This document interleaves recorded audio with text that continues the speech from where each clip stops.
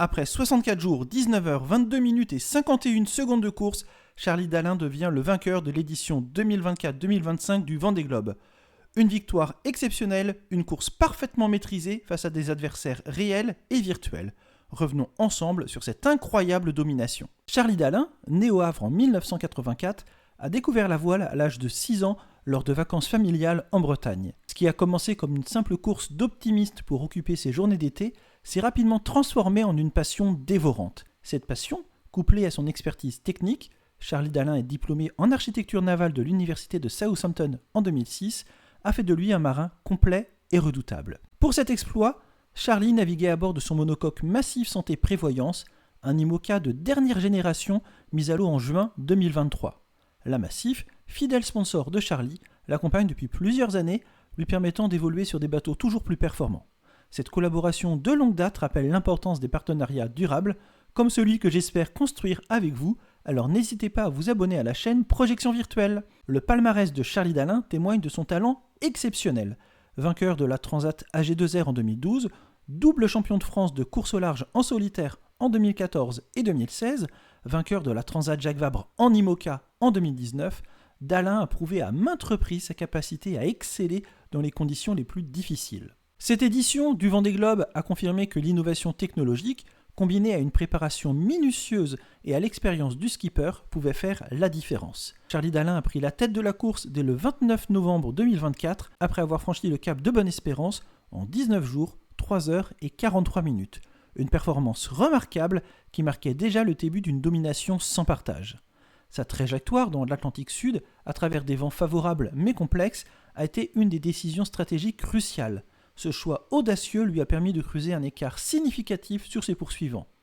Un autre moment fort de sa course a été son passage au Cap Horn, où Charlie Dalin déclarait « Franchir ce cap a toujours été un moment chargé d'émotions. Cette fois, c'est différent. Je suis en tête, mais je sais que rien n'est joué. » Une déclaration qui montre sa concentration, mais également toute son humilité face à cette aventure hors du commun. En franchissant la ligne d'arrivée, Charlie Dalin ne se contente pas de remporter cette édition. Il établit également un nouveau record. Il boucle le Vendée Globe en moins de 65 jours, écrasant le précédent record d'Armel Lecléache de 74 jours, 3 heures, 35 minutes et 46 secondes établi en 2017.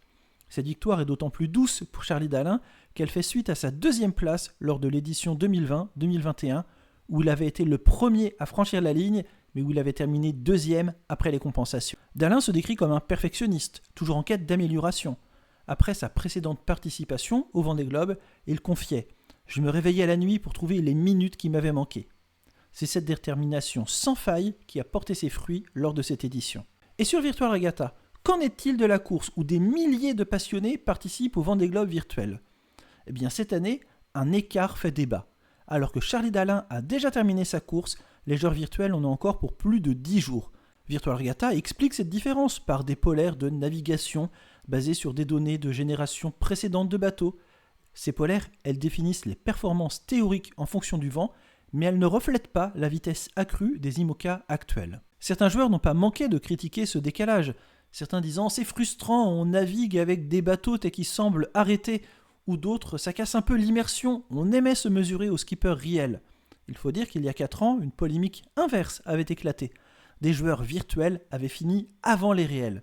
Et peut-être que Virtual Regatta a voulu éviter cette situation en restant conservateur cette année. Mais un tel écart a eu des conséquences inattendues. Pour certains passionnés, suivre la course réelle tout en jouant à Virtual Regatta, c'est un plaisir. Mais actuellement, avec les énormes écarts, ça a refroidi certains joueurs. C'est assez difficile de se projeter dans une simulation quand les leaders virtuels ne peuvent même pas suivre les performances des skippers réels. A l'inverse, certains joueurs ont relativisé. Le jeu est un challenge en soi, le plaisir c'est d'optimiser sa stratégie, ou disant encore, non mais on est au coude à coude avec les bateaux des précédentes générations.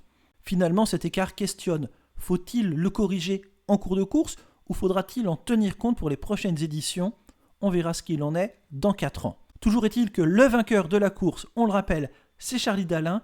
Il nous rappelle lui pourquoi on aime la voile, l'aventure, la stratégie, le dépassement de soi, que ce soit sur l'eau ou en virtuel. Cette édition 2024 du Vendée Globe restera gravée dans nos mémoires.